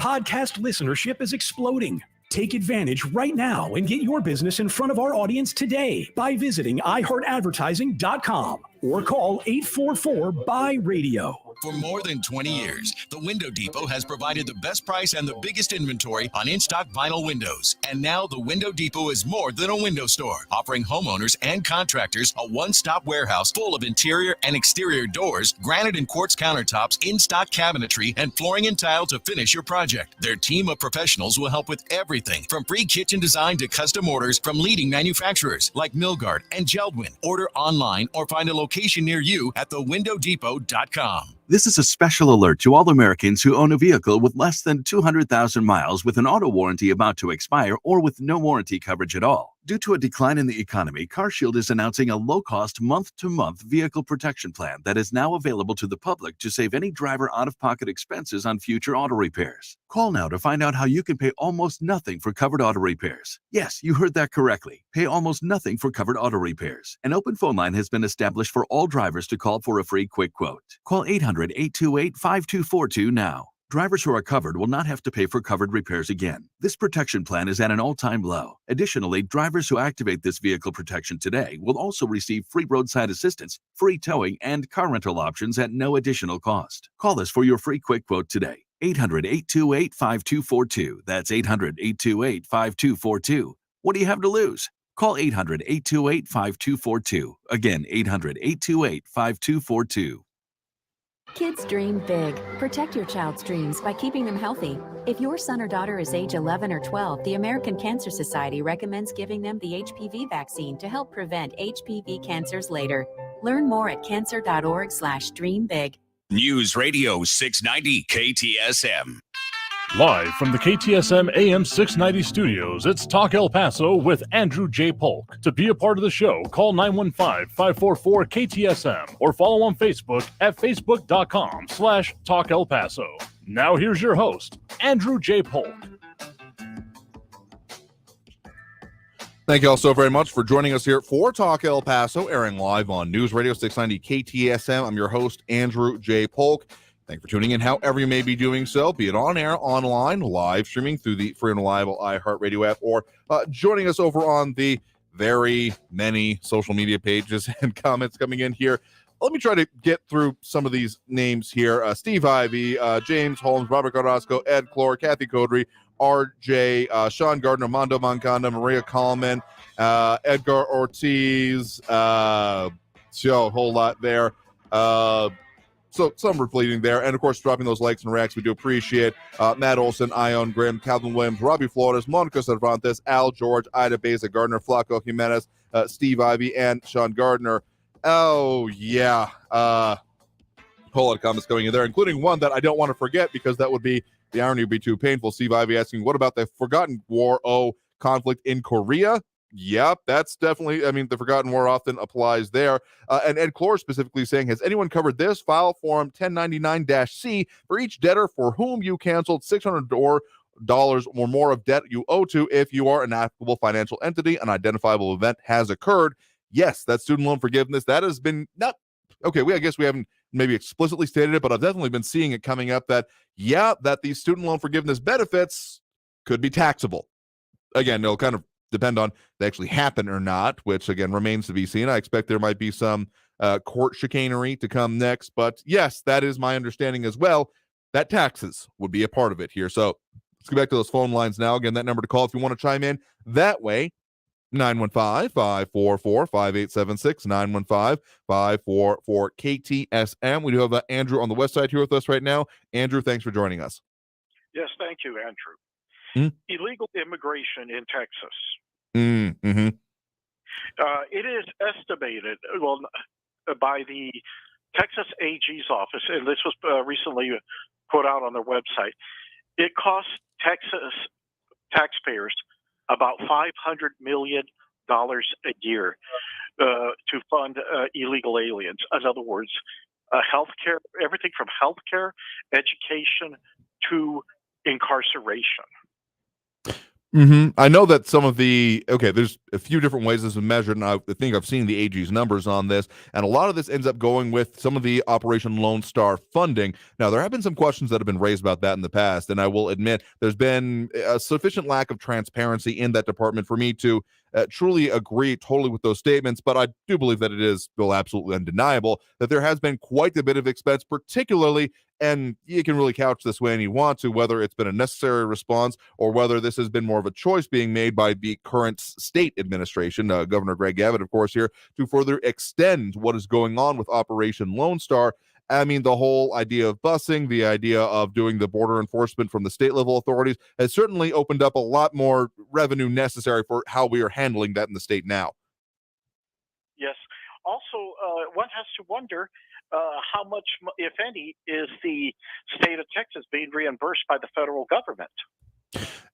Short answer, not to my knowledge. So as far as I'm aware, no. And I mean, honestly, that's essentially the contention that's at the heart of pick a thing that Governor Abbott has done on this issue lately. And it's been essentially in response to the federal government, or the lack of response, rather, I guess I should say, from the way that Governor Abbott has been talking about it. So if there is reimbursement happening, I know in a couple of circumstances it was talked about, but generally nothing involved with like Operation Lone Star or anything like that. Well, yes, that's possible. But also, I wanted to address something that Comrade Raul said. He was talking about the student loans and student loan forgiveness. Well, it is estimated, and I believe it was Goldman Sachs that did research, and the student loan forgiveness is going to cost another $500 billion, add another $5 billion to the debt.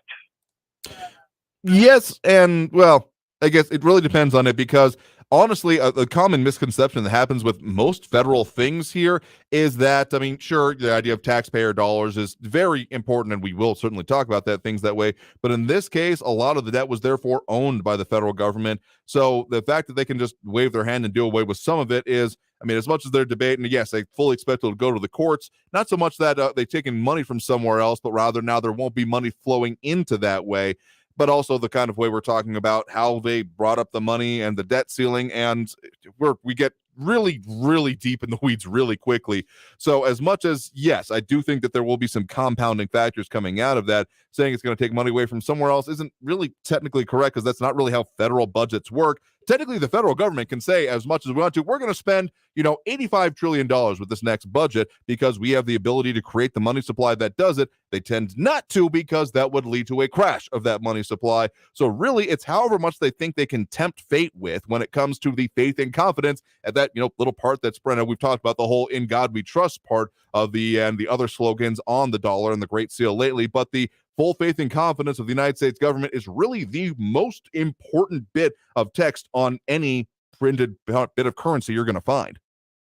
Well, yes, the government assumed the debt if the students default. Yes, that's correct. But the thing is, remember the loans came out of the U.S. Treasury. Okay, every taxpayer money. Now, another thing, I sure don't want to have to be paying for somebody's student loan debt. And from what my research indicates, the president does not have the authority to forgive student loan. They may postpone payments, but not forgive it. It was proposed in the HEROES Act, okay, but the HEROES Act was never signed into law. So it could have been done through there, but it wasn't. And then again, how many students actually used that money for their education and not to buy a car? I mean, that's definitely, the way student loan money is given, that's certainly a possibility there. Kind of on the related what you're talking about there, Mondo Moncada over on the comments coming in from Twitch saying, heard that Chuck Schumer put a clause in the recent Inflation Reduction Act preventing student forgiveness money from being taxed. I have not seen that come forth yet, and a lot of things I've been looking at are saying that there is a full expectation that taxable of this forgiveness, that essentially is that it is money being given to you or no longer being required of you. It counts as a kind of income there. So yeah, it's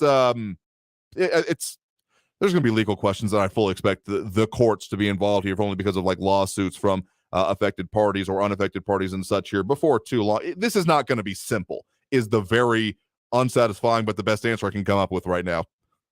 Well, you can't even apply for student loan forgiveness until December 31st or December 30th.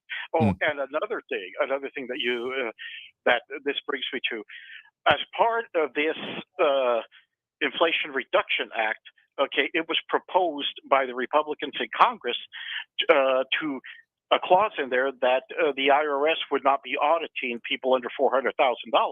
Okay, not one Democrat, every Democrat voted against it.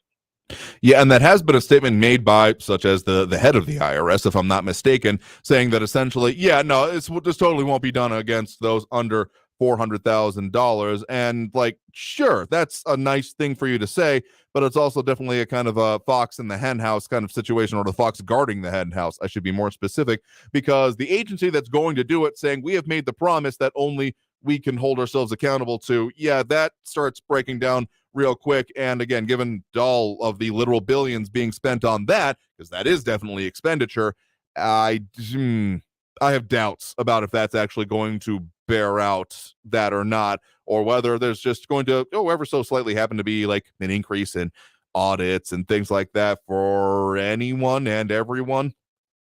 Well, even more so, these people don't follow the written law, much less promises that they made, and that's been the scenario for a long time. And it was even exposed as to what Lois Lerner did back in the day. But anyway, Andrew, I turn the mic back over to you. It's almost time to watch Tucker Carlson. And a lot more coming up today here, so appreciate the point in the call. You have a good one there. Take care. All right. I mean, a lot we'll get to here. Again, got to get to that next break right now.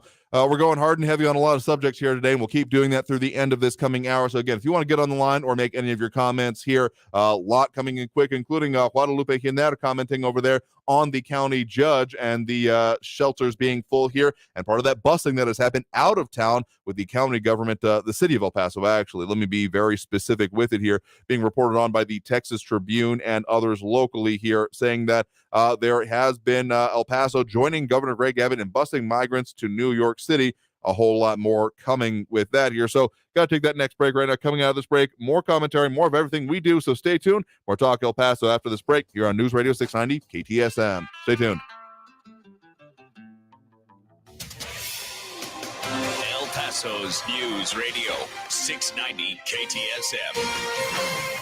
Hello, I'm Erica Castillo with this KFOX 14 News Update. El Paso police reported today that another alleged drunk driver wrecked into a police vehicle. The latest crash happened at midnight along I-10 at Piedras, while a police officer was investigating a crash involving a DWI driver on the eastbound lanes. Another alleged drunk driver at that point crashed into the officer's unit. Authorities say no injuries were reported in the wreck. Friday's crash marked the fifth time a police car was struck by a DWI driving suspect in a span of a week. And the city of El Paso's Office of Emergency Management, OEM, sent migrants on a charter bus to New York City, according to the deputy city manager, Mario D'Agostino. D'Agostino says this was done to provide for the safety of the migrants from the elements and to preserve the community's transitory hospitality shelter capacities so that we can continue to serve the homeless. Today, we are pressing the city for answers but hitting a wall as no new information is being released. I'm Erica Castillo with this KFOX 14 News Update.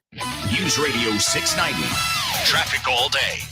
I-10 eastbound is slow with 12-minute stop-and-go delays from downtown Dallas Street to Paisano Drive. I-10 westbound at Trowbridge, an accident blocking the left shoulder. Injury accident Gateway Boulevard westbound at Viscount. And Socorro high school students being released early classroom by classroom at the Vista Market parking lot due to a disturbance at the school. Carrie Edwards, El Paso traffic. With your CBS 4 weather update, I'm Amanda Guillen. Going to be another beautiful day here in the borderland, very similar to what we saw yesterday. Daytime highs right here in El Paso, 91 degrees. Las Cruces, 90 degrees for you. Las Cruces, you do have a slight 10% chance of those area showers into the evening, but through our weekend, all across the borderland, going to be pretty warm, lower to mid-90s for your Saturday and Sunday. That has been your CBS 4 weather update. This report is sponsored by the Ben Ferguson Podcast. Coming up on the Ben Ferguson Podcast, you may be a domestic terrorist and not even know it, all because you question the integrity of the Department of Justice and the FBI. That's now what they're calling you, a domestic terrorist. Why? I'll explain it. Download the Ben Ferguson Podcast now. The El Paso Community Foundation supports the causes you feel passionate about here in the borderland, whether it's education, social services, arts and culture, the environment, health, or economic development. The El Paso Community Foundation has been promoting philanthropy and progress in our hometown region for more than 45 years. Make your mark with us. Start a fund today. For good, for El Paso, forever. Learn more at epcf.org. That's epcf.org. Help the planet with a tip from iHeartRadio Earth. If you've enjoyed our incredible public lands throughout the country this summer, show some love for these spaces and volunteer on National Public Lands Day. It's the nation's largest single-day volunteer event for public lands and is on September 24th. Learn more and find an event near you at nefusa.org/NPLD. Brought to you by iHeartRadio Earth and the National Environmental Education Foundation. To find more tips for smarter, sustainable living or to take action in your own community, go to iHeartRadio.com/Earth. Tune in to the El Paso History Radio Show this Saturday, 10 to noon, here on 690 AM with your host, Andrew J. Polk, brought to you in part by Pepe's New Mexican Restaurant and Cantina, 6761 Donovan Drive. That's the El Paso History Radio Show, 10 a.m. Saturday, right here on News Radio 690 KTSM. If you're looking for storytelling that isn't saturated with wokeness, then Red Pilled America is the show for you. Great storytelling, zero wokeness. You're going to love it. Listen to Red Pilled America every week on the free iHeartRadio app. That's Red Pilled America. This report is sponsored by Red Pilled America. Weather and traffic info. You need it? We have it. Traffic and weather all day. Stay informed. News Radio 690 KTSM. News Radio 690 KTSM El Paso. Live from the KTSM AM 690 studios, it's Talk El Paso with Andrew J. Polk. To be a part of the show, call 915-544-KTSM or follow on Facebook at facebook.com/Talk El Paso. Now here's your host, Andrew J. Polk. Thank you all so very much for joining us here for Talk El Paso, airing live on News Radio 690 KTSM. I'm your host, Andrew J. Polk. Thank you for tuning in however you may be doing so, be it on air, online, live streaming through the free and reliable iHeartRadio app, or joining us over on the various social media pages, Facebook, YouTube, Twitter, and Twitch. Yeah, we got a lot of, if you think this is anything besides a busy day for commentary calls, all the things that we do here, I'm going to need you to pay a little bit more attention because, yeah, we've been going full throttle both hours of the program here. No signs of stopping here. Some of those recent commentary coming in, Mondo Moncada over on the Twitch stream asking, has the U.S. government, parentheses, taxpayer, already earned interest on the $10,000? Short answer, yes. Longer answer, depending on how long it's been there. But essentially, anyone who's been more than that, what is it, the 6 week or a couple of month grace period, whatever it is nowadays, after you graduate, has it lapsed that? Yeah, interest does start accruing, but it has not really happened in the last couple of years because of those interest rate freezes and payment freezes that have been going on there. So, yes and no, but in general, prior to the pandemic, as many things were different, yes, that would have been the case there. So that's part of it here. And RJ responding back saying, I'm selling oceanfront property north of Santa Teresa for all those who believe the IRS won't audit you after under $400,000. Yeah, again, I'm not going to hold my breath on that either. But if we keep getting these rains, it might actually be some maybe lakefront property, maybe not oceanfront here, unless California finally does whatever it's going to do by breaking off.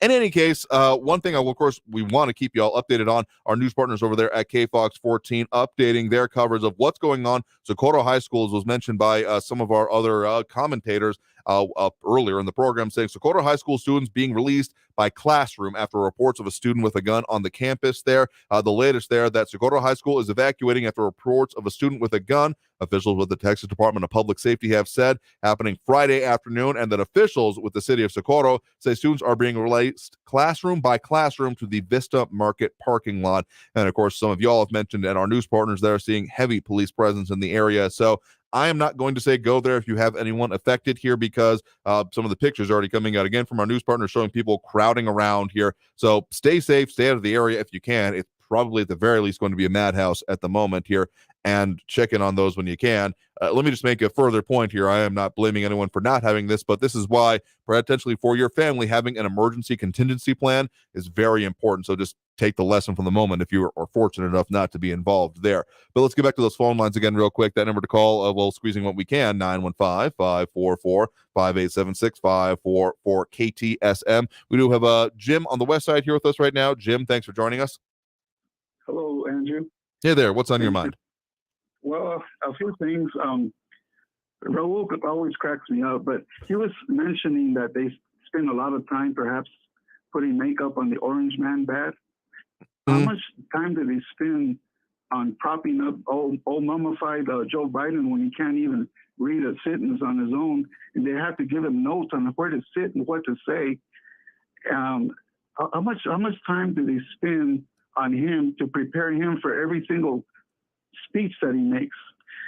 Okay, that's my question to Raul. Vacations, you talk about playing golf. Look up how many vacations Joe Biden has taken in the less than 2 years that he's been in office. Okay, look that up, Raul. How many wars did Trump start, Raul? How many wars were started under Trump? Any that you know of? Did we spend billions and billions of dollars pumping into a war that was started during the Trump administration? I don't think so.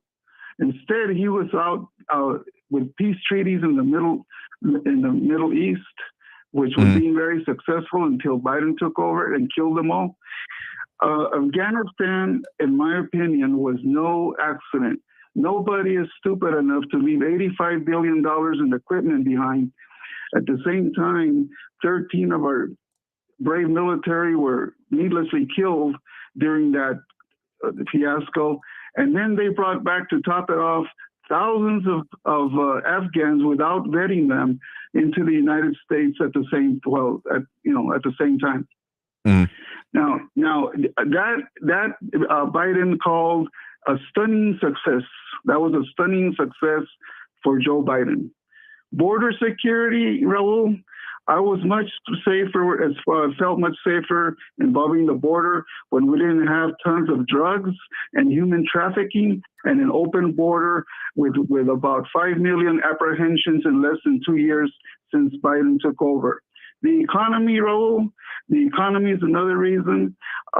Instead of a 40-year high inflation rate, we had a booming economy with unemployment the best in decades across all demographics.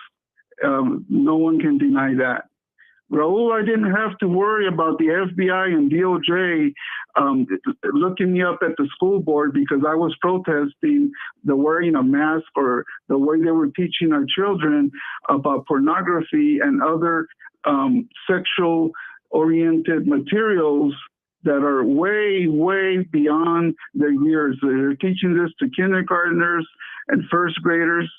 And if you want to object to that, or if you want to go on Twitter or Facebook, you have to now worry if the FBI will call you a domestic terrorist and come knocking on your door. That was not a concern under Donald Trump.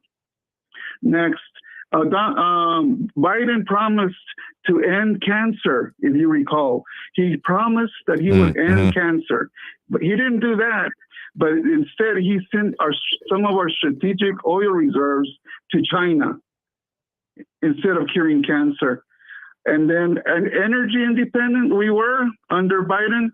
I'm sorry. I wish under Trump we were energy independent, and of course we had $2 a gallon gas. Now it's more than double.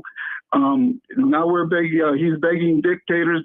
Biden is begging our Venezuela and Iran and other dictators for oil instead of pumping our own when we have it readily available more than any nation in the world. Let's see. And finally, let me see what else here. Finally, for example, under Zuckerberg, we know now that he's in cahoots. So he, being the Biden administration, is in cahoots with the social media. They even have proven now that Biden himself asked Twitter to ban Alex Berenson because he was going against the COVID false narratives and disinformation that Biden and CDC and FDA was putting out. So, Raul, those are some of the reasons that you don't have to be an idiot to prefer Trump over Biden.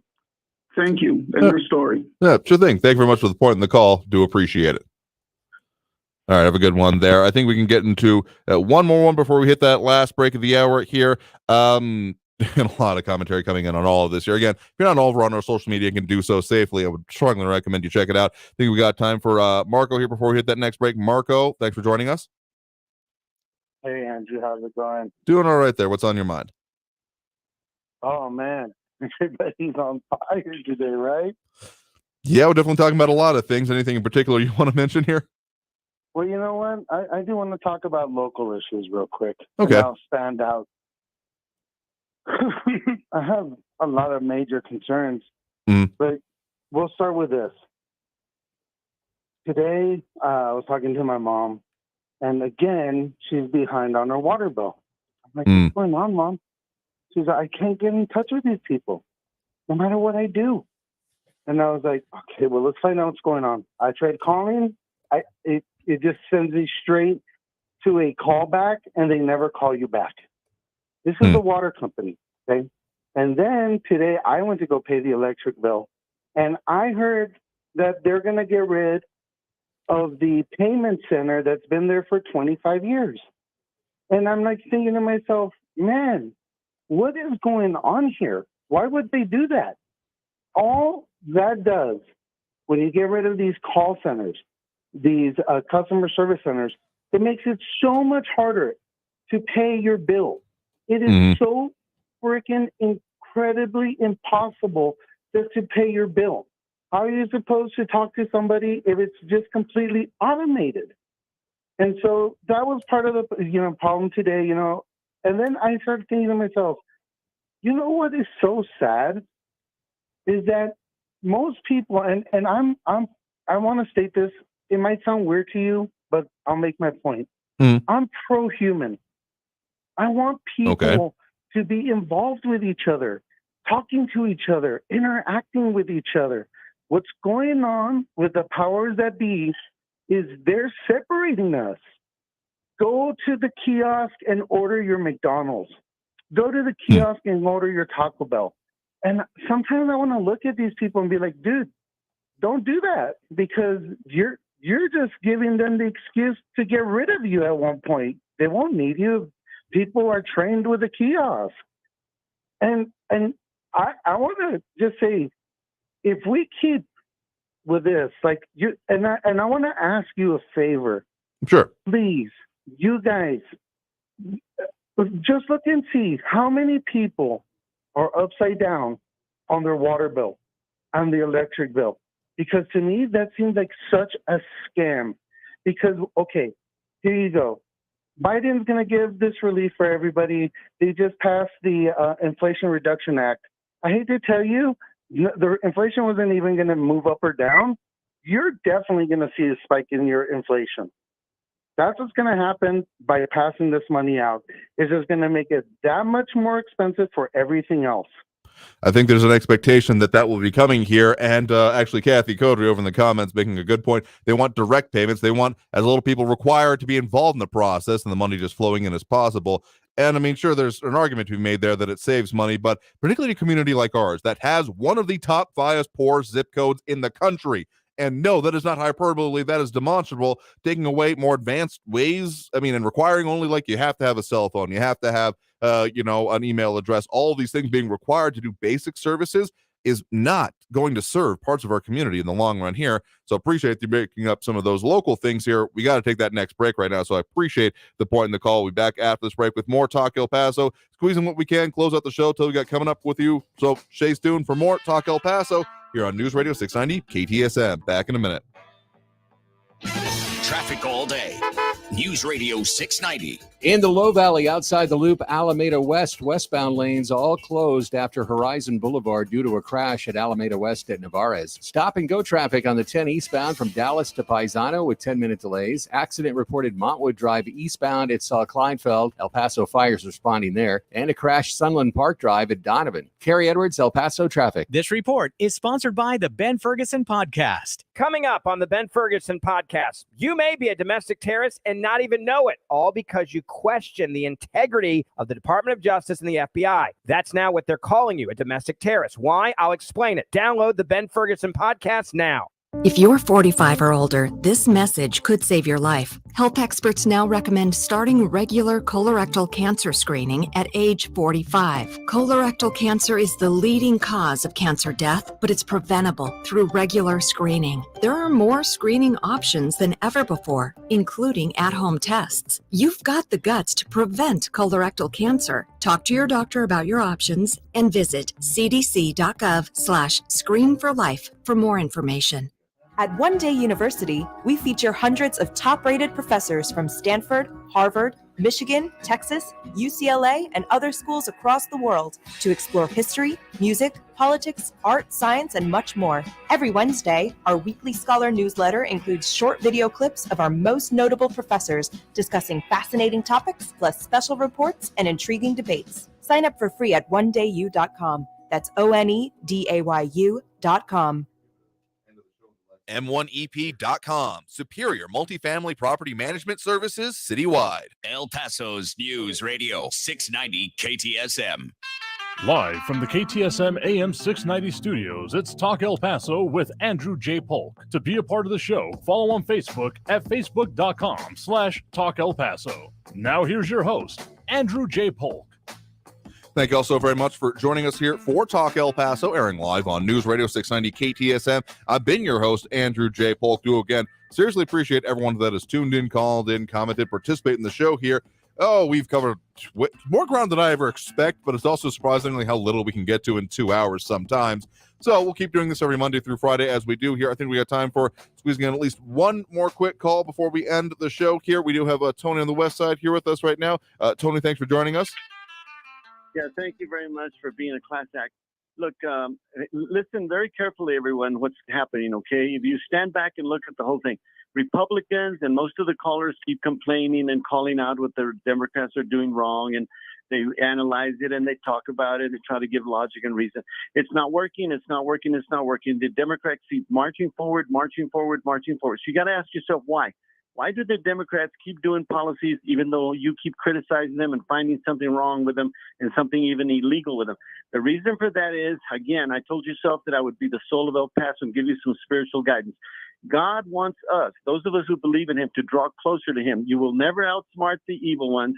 They're getting their advice from the evil one. You read your Bible very carefully.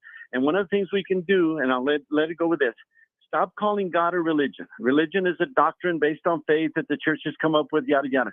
God is the first cause. Just like you can't have a telephone without a telephone maker, you can't have a creation without a creator.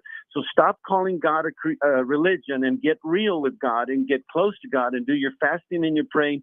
It's the only way you're going to be able to survive, because those Democrats are going to keep marching. They're being advised by the number one guy in charge of this earth, and it ain't God. Thank you very much. Well, sure thing. Thank you for the point in the call there. We're going to have to leave it there for today. Anyone else that wasn't quite able to get to, we do, of course, take those pound 250 calls and the talkback feature on the iHeartRadio app. But we'll have to leave it there for today because we are super out of time here for this show. I want to thank everyone that did tune in, call in, comment, participate in the show. Seriously, that is what makes this work. If there was just me alone in a room ostensibly talking to someone else on the radio, this wouldn't be the way it is. And so I want to thank everyone who did tune in, call in, comment, participate in the show. Y'all stay safe out there. Have a great weekend, and look twice for motorcycles and not on the road. We'll see y'all Monday. Tune in for the El Paso History Radio Show, too. Traffic all day. News Radio 690. In the Low Valley outside the Loop, Alameda West, westbound lanes all closed after Horizon Boulevard due to a crash at Alameda West at Navarez. Stop and go traffic on the 10 eastbound from Dallas to Paisano with 10-minute delays. Accident reported Montwood Drive eastbound at Kleinfeld. El Paso fires responding there. And a crash Sunland Park Drive at Donovan. Carrie Edwards, El Paso traffic. Portions of the following program were pre-recorded.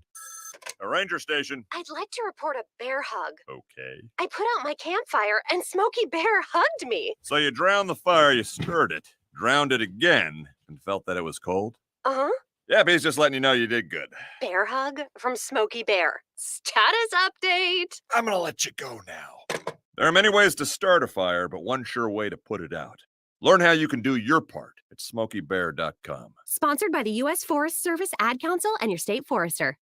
Freedom of speech lives here. To me, freedom of speech is being able to say anything you want. El Paso's News Radio on the hour and the hash. Traffic KTSM. News Radio 690 is KTSM AM El Paso, an iHeart radio station. NBC News Radio, I'm Brian Shook. A redacted affidavit released today used to justify the FBI search of ex-President Trump's home earlier this month is revealing more details on the raid.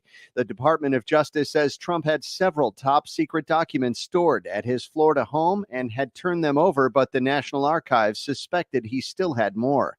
It's an ugly end to the week on Wall Street after Federal Reserve Chair Jerome Powell warned that bringing down inflation will be painful. While higher interest rates, slower growth, and softer labor market conditions will bring down inflation, they will also bring some pain to households and businesses. These are the unfortunate costs of reducing inflation. Headlining the Fed's annual economic summit in Jackson Hole, Wyoming, Powell vowed to continue using the Fed's tools forcefully.